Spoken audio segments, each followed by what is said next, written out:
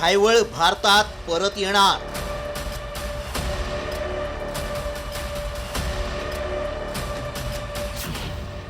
घायवळच्या वकिलाचा दावा।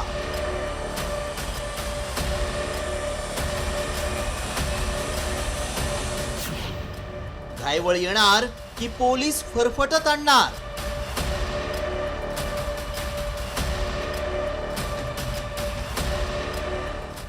खुळखुळा झालेल्या खाकीला गंडवून निलेश घायवळ परदेशात पळाला आणि त्यानंतर पोलीस यंत्रणा जागी झाली। मात्र हाच मकोकाचा गुन्हेगार मुलांच्या शिक्षणासाठी परदेशात गेला असून तो 100% पुन्हा भारतात येणार आहे असा दावा घायवळच्या वकिलांनी केलाय। गुन्हा घडण्याच्या खूप दिवस आधी म्हणजे 9 सप्टेंबर पासून ते या देशात नाही आहेत। ते त्यांच्या वैयक्तिक कामासाठी, त्यांच्या मुलाच्या शिक्षणाच्या कामासाठी ते परदेशात गेलेले आहेत। लिमिटेड पिरियडसाठीचा व्हिसा आहे, लिमिटेड पिरियडसाठी ते तिकडे गेलेले आहेत। त्यांना येणं तर आहेच आणि हे प्रक्रियेमध्ये नाव आल्यानंतर त्यांना 100% ह्या तपास यंत्रणेला, आमचाही सल्ला तोच आहे, तपास यंत्रणेला सामोरं जायला पाहिजे आणि तुमची जी काय बाजू आहे ती तपास यंत्रणेकडे दिली पाहिजे, न्यायालयावरती विश्वास ठेवला पाहिजे। दुसरीकडे 18 सप्टेंबरला झालेल्या कोथरूड गोळीबार प्रकरणाशी घायवळचा कुठलाच संबंध नाहीये। दबावाखाली येऊन पोलिसांनी ही कारवाई केल्याचा आरोपही घायवळच्या वकिलांनी केलाय।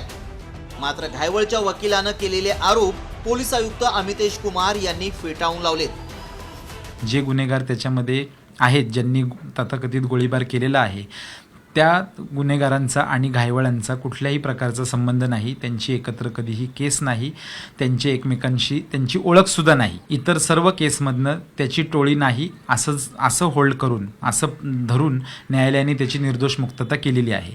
त्यामुळे त्याचं पहिल्यांदा म्हणणं असं आहे की मी कुठलीही टोळी चालवत नाही। हे मीडिया ट्रायलमुळेच हे सगळं प्रकार चाललेला आहे असं त्यांचं स्पष्ट मत आहे। आमच्या पिटिशनमध्ये सुद्धा आम्ही तोच मुद्दा घेतलेला आहे। पुरावा प्रत्येक प्रकरण जे दाखल करण्यात आलेली आहे त्यामध्ये पुरावाच्या आधारेवर दाखल करण्यात आलेली आहे आणि पुरावाच्या आधारेवर कारवाई होतो।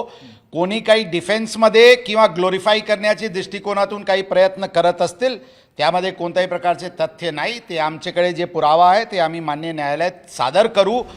मुळात खंडणी, टोळीयुद्ध, हत्येचा प्रयत्न, बेकायदा शस्त्र बाळगणं असे अनेक गुन्हे घायवळच्या नावावर आहेत। तरी सुद्धा वकिलानं उलट्या बोंबा का ठोकल्यात? पुणे पोलिसांनी वकिलाचा दावा फेटाळून लावल्यानंतर तरी वकिलाच्या दाव्यानुसार घायवळ भारतात येणार का? आणि तो आला नाही तर पुणे पोलीस परदेशात घायवळच्या मुसक्या आवळून त्याला फरफटत घेऊन येणार का हे पाहणं महत्त्वाचं आहे।